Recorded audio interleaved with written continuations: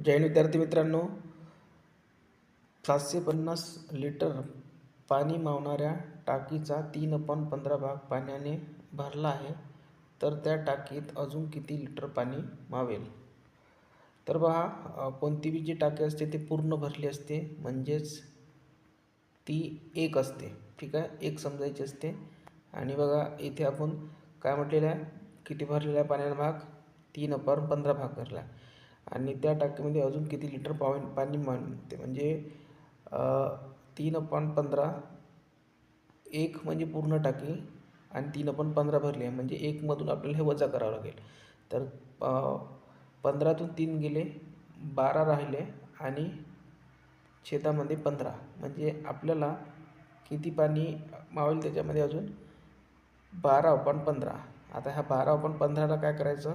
12/15ला जे टोटल टाकी किती आहे? 750 लिटरची टाकी आहे, भरलेली किती होती?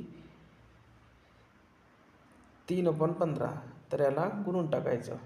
तर 15 × 15, 15 × 60, 15 × 5 = 75, 50 आले, 12 × 5 = 60, 12 × 5 = 60, म्हणजे किती झाले?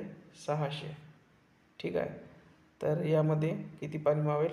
600 लिटर अजून पाणी मावेल. ठीक आहे, तर याचं करेक्ट उत्तर राहणार आहे 600. नेक्स्ट प्रश्न पहा. 3 घंटा अनुक्रमे 15 सेकंद, 18 सेकंद आणि 25 सेकंदच्या फरकाने टोले देतात, तर त्या तिन्ही घंटा एका तासात एकाच वेळी टोले देतील. तर असा जेव्हा प्रश्न येते तेव्हा सरळ सरळ लसावी काढायचा असतो. ठीक आहे, तर लसावी कसा काढायचा असतो? 15, 18 आणि 25.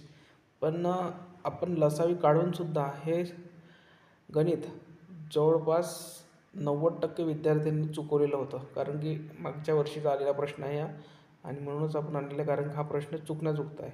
आता कसा चुकता आहे? जर तुम्ही प्रश्नाचं उत्तर काढूनसुद्धा हे चुकते बा. आता आपण याला लसावी काढू. 5 × 5, 5 × 3 = 15, 18 जसे तसे आणि 5 × 5 = 25. परत 3ने भाग जाते येतो. 3 × 12, 3 × 5 = 15, 3 × 18. ठीक आहे, इथे 5 राहिले. 6 × 5 = 30 आणि 5 × 3 = 15. 15 × 3 = 45. ठीक आहे, 450.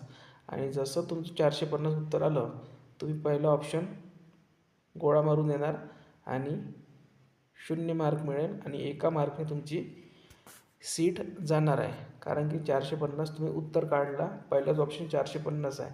जर तुम्ही व्यवस्थित प्रश्न वाचला तर तुम्हाला योग्य उत्तर मिळणार आहे. 450 हे चुकीचं उत्तर आहे आणि 90% विद्यार्थ्यांनी हा प्रश्न 450 उत्तर देऊन आलेले होते. ठीक आहे, आता बघा इथे व्यवस्थित वाचावं लागतं हा प्रश्न.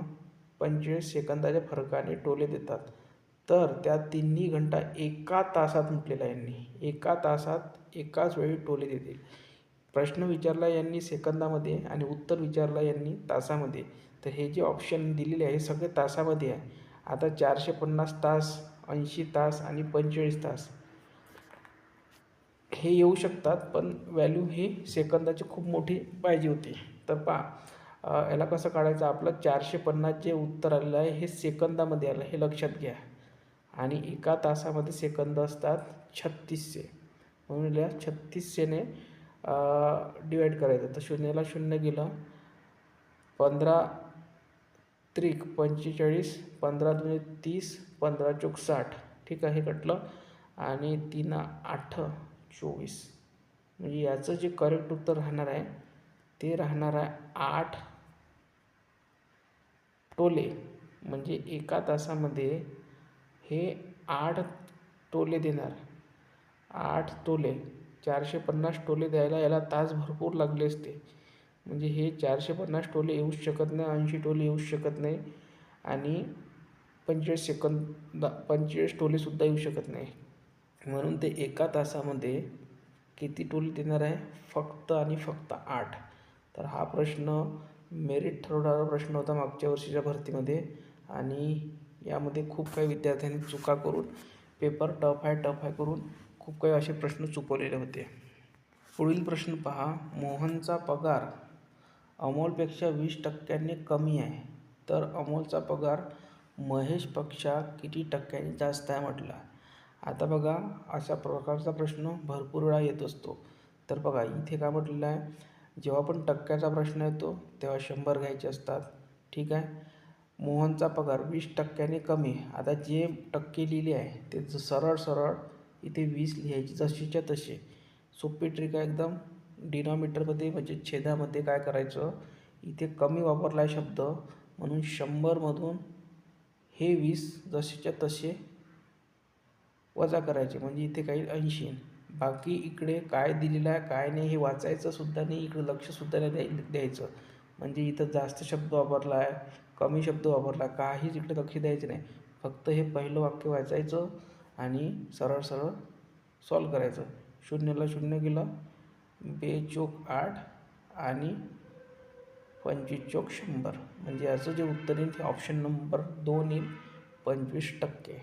तर अशा प्रकारे या प्रश्नाचे उत्तर काढावं लागते. एकदम सोपी ट्रिक आहे.